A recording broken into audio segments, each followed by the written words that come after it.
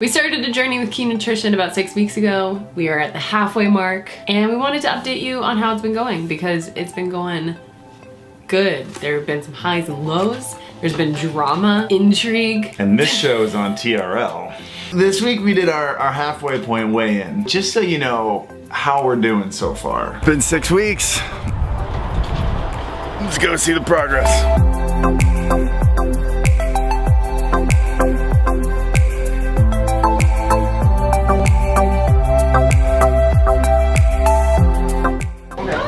How are you?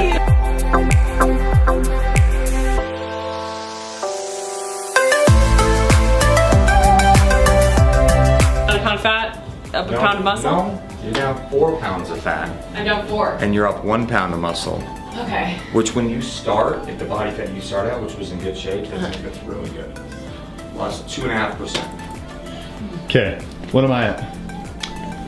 You're a freak of nature, so Just tell me the numbers. You've lost Tell me the numbers. 5.2% body fat. You've maintained your weight, which means you've essentially lost 10.9 pounds of fat and gained 10.9 pounds of muscle, which is, results will vary. So this is Brad.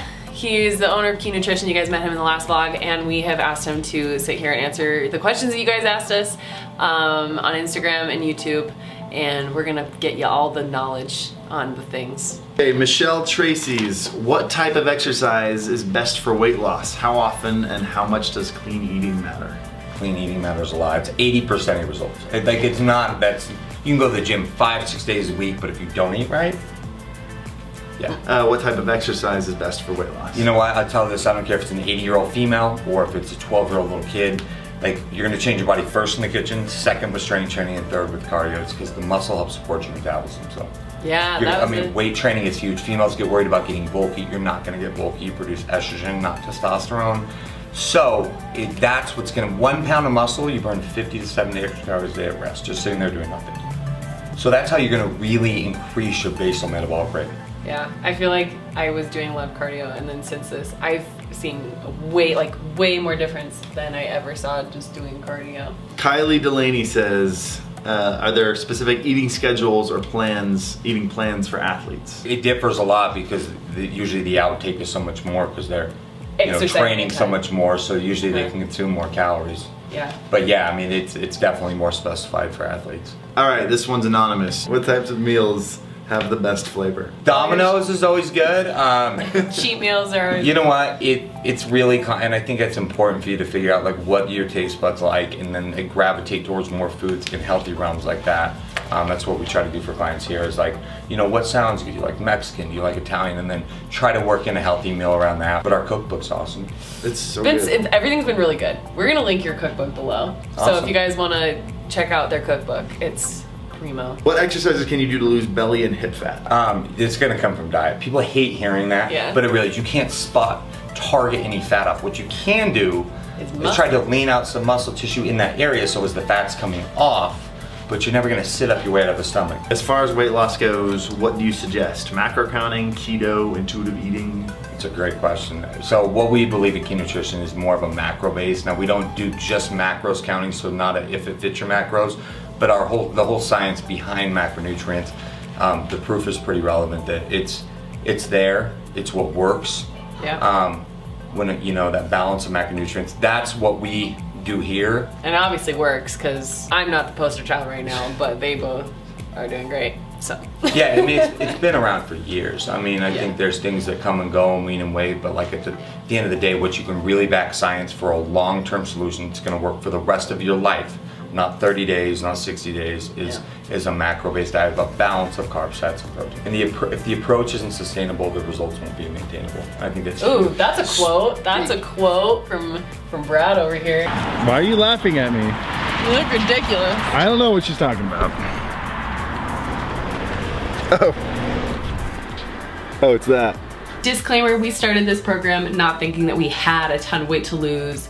We're not like We don't want anybody to think that we think that we're like fat or like that we need this or whatever. We just like to push ourselves, and we wanted to see what we could look like at the end of the 12-week journey. That was a fun thing. And health has always been like a major, like that was one of the big it. attractions that we had to each other, is that like we both ate really well. We both went to the gym every day, and so it's always been a big part of our life. And I think it's important. I think it should be for everyone. So now that we're in kind of like we're in the groove. In the groove, that's what I was going for. Some of the things that we've gotten good at, and some of the things that have kind of just been complete lifestyle changes. We don't eat trash anymore. We also don't eat out as much. No, I feel like we've saved money. We eat almost everything. We eat like 6 meals a day, and it's all in our home. Except for maybe like, you know, maybe when we're in a hurry, we'll go grab some like super clean. We find a couple clean places nearby that we know we can grab for a meal. Some adjustments that I feel like we've made is like thinking ahead of like what we're eating. We were out of stuff for like breakfast and lunch, and we went at like 1 in the morning to the grocery store. Yeah. It's fine. It was on the way back from the gym, which we also did at 1 in the morning. Yeah. But like thinking ahead of like, and little things like that, like when we're going out for a few hours, like I bring food with me now, which seems like it'd be a hassle, but it's really not. It's just kind of like you get. You're just always thinking like, how long am I going to be out of the house? How many meals do I need to eat in that time? What should I bring with me? Yeah. It just becomes a habit. But you know, there have been weeks when things don't go as planned. Like I think I had like 2 pretty bad weeks in a row where circumstance kind of got in the way of just like eating with a bunch of people, not wanting to be the person that's like, hey, I can't eat here. Or like, you don't want to be or just like peer pressure of everyone's getting pizza and you're like, ah, screw it, I'm getting pizza. But it doesn't like derail you completely. Our bodies, I get hungry every like on the dot, like every 3 or so hours. Because our metabolisms are so used to being fed. I feel a lot stronger. Like I was like lifting the other night at the gym, and I just felt like really strong. Like the weights that I was doing at the beginning of it like didn't feel bad. Because you're stronger than yesterday?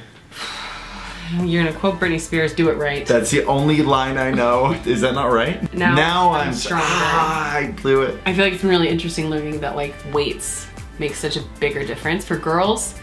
Like, especially, I feel like girls don't want to do weights, and you hear it all the time because you don't want to like get huge muscles, but it just burns so many more calories while you're resting that it seriously like makes cardio just like obsolete. It's just like pointless in my mind now. Like I haven't done cardio in 2 weeks, but I've still gone down in like weight and body fat. You had the best week of the entire 6 weeks, the week you did 0 cardio.